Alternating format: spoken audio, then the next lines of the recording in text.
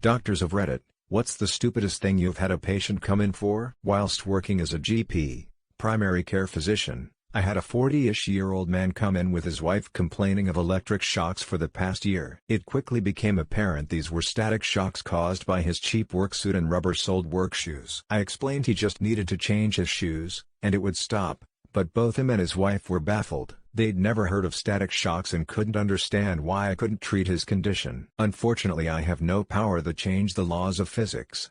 Emergency surgeon here got called 2 a.m. because a patient demanded to see me because her daughter's fart smelled too bad. Kept a straight face. 45-year-old male seen in the ER reported severe burns from boiling water all over his body. On exam he had no visible burns, and had reduced his complaint to a small area on his right index finger, again with zero visible damage. He asked me for hydrocodone several times. It was one of the most obvious drug-seeking behaviors I have seen.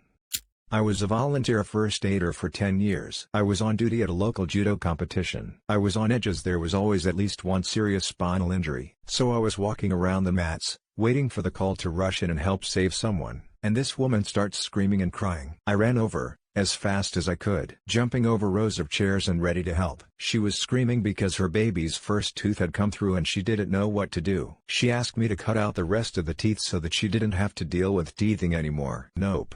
My mom took me to the ER once because she thought I had blood poisoning, which is a totally serious condition. What I actually had was fruit punch earlier in the day, and it dripped down my leg. The nurse wiped it off, and I was saved. It was 3 a.m. and I'd been on duty in the emergency since 8 a.m. I was exhausted. A well-dressed man came in with his 8-year-old, healthy-looking, son. I asked him what was the problem. He said, "Well, I was at a wedding and it occurred to me that my son is a little short. Can you give him something right now to make him taller?" I'm not a doctor, but I religiously go and see my doctor every summer about a mole I have on my back that could have been cancerous when I was younger due to overexposure to the sun, which caused it to grow and go black. I go every summer because I'm not allowed to have it exposed to the sun, yet they will not remove it. If it was so benign, why am I not allowed to tan my body? Worst excuse I got off a dermatologist was, if we laser that off, you could have a scar going through your back tattoo. I'd sooner have a scar through a tattoo than melanoma, you fucking idiot. I work in a burn unit. Had another hospital fly, yes fly as in $50,000 helicopter ride a patient over. Patient ended up having what looked like a bad tan on a small portion of their body. There were a couple little blisters on their leg, and they wouldn't stop screaming for pain medication and claiming that they were in 12/10 pain. Fairly sure that sending ER was just trying to dump them on us. There was this young kid who was crying and told me his cousin might just be pregnant. The kid admitted that they had too much soda to drink and one thing led to another, and they eventually made eye contact for a full 10 seconds. The kid thought that this impregnated his cousin. I assured him that 10 seconds is not long enough to impregnate someone. As he left the hospital, I realized that the whole thing was so stupid as I remembered that his cousin was also a boy. Not a doctor, dated one who told me she had a patient who came in with his wife that every time they had sex, his mouth went numb for a little bit. It confused the hell out of her, so she had them both walk through their routine. It seems his wife was using a spermicidal film just before they started every time and he was going down on her.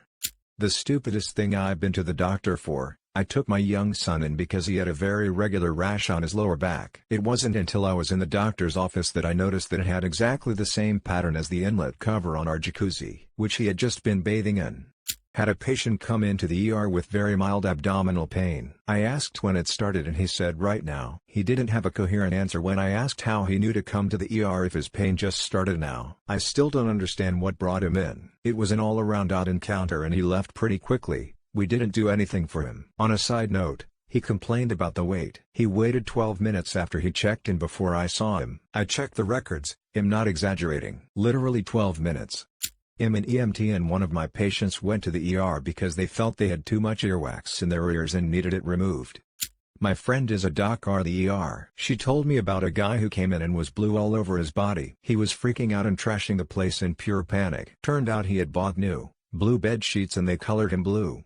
ER nurse: we have a frequenter visitor every time he gets out of jail. The last week has signed in for being cold, having a nose itch after snorting cocaine, needing to poop. It should be mentioned that he signs in, and refuses to see a doctor or have vitals taken, or any care. It's also in a college town, So every now and again we get the kid that comes by ambulance for anxiety after smoking a huge blunt for the first time. We get our influx of urgent care complaints. Once, a very large woman called an ambulance for chest pain, but really just needed help reaching the TV remote that got lodged in her fupa. Vaginal discharge. Did the pelvic exam, white/clearish discharge. I looked at the sample under the microscope, see sperm swimming around. Asked her when last she had sex, she says last night, which is when the symptoms started. Sigh.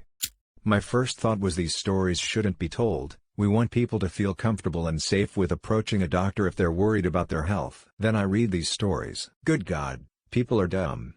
A female patient comes to the ER, saying that she has an abscess. Turns out it was just a little pimple on the nose. Another patient comes to the ER during a very busy shift. I take her in, ask her why she is consulting. Turns out her house burned out 2 weeks ago and her prescriptions burnt with the house. She didn't thought about getting an appointment with her primary care physician, just came to the ER. We sent both patients home explaining what an emergency is and with an appointment to a general doctor.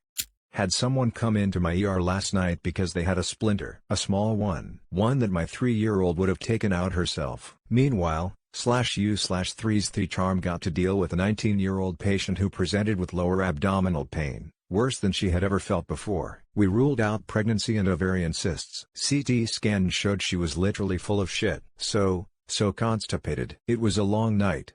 Had someone come into hospital because they got their arm stuck in a wood shredder. I mean, it's legit reason to go to hospital, but kinda stupid to be in that situation to begin with. I don't know much about wood shredding, but even my instinct tells me not to put fleshy appendages in the dangerous bits.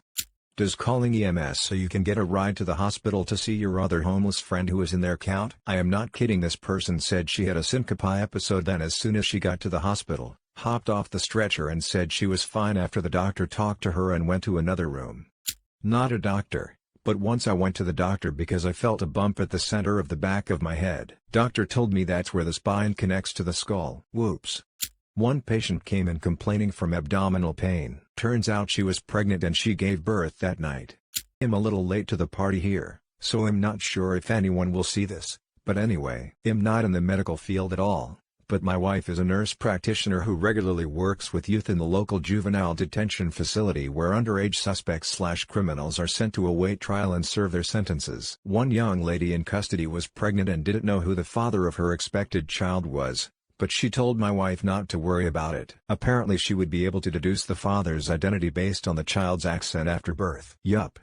ER nurse here. I have a million of these. This is my favorite. In recent history, a woman checked her 9-year-old son into the ER because he was upset he didn't win an award during an academic award ceremony at school. She wanted someone to talk to him or something. I can't deal with him. She basically wanted us to parent her child for her because she didn't want to be bothered.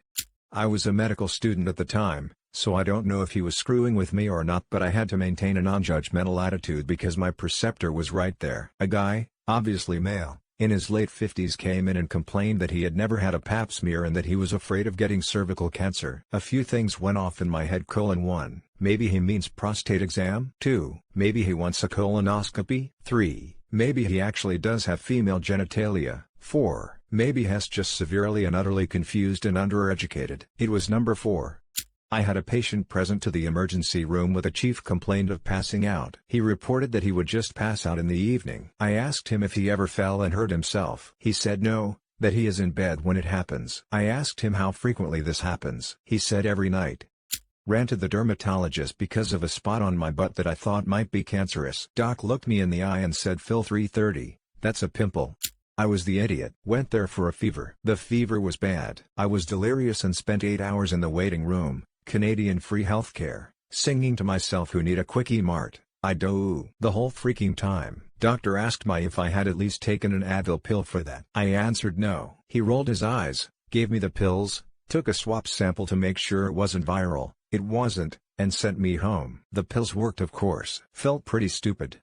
A man came into the ED for evaluation of a mole that had popped up in the last month. It was a tick skeptical. I was an idiot. After 3 hours of fooling around with my GF at the time without finishing, I started to feel a pain slowly growing in my testicles. And eventually the pain was so much I ended up going to the ER.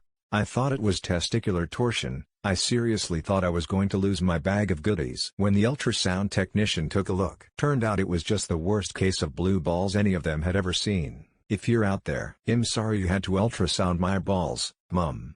Had a young man come into my ER, scribe, not doctor, one day complaining of dental pain. His wisdom teeth were coming in and turns out he had tried to cut them out with a steak knife. He was confused as to why this hadn't made his pain better. When I asked why he hadn't gone to his dentist to have them removed, he said something along the lines of, "I'm really scared of needles, because a fucking steak knife is less imposing than a needle."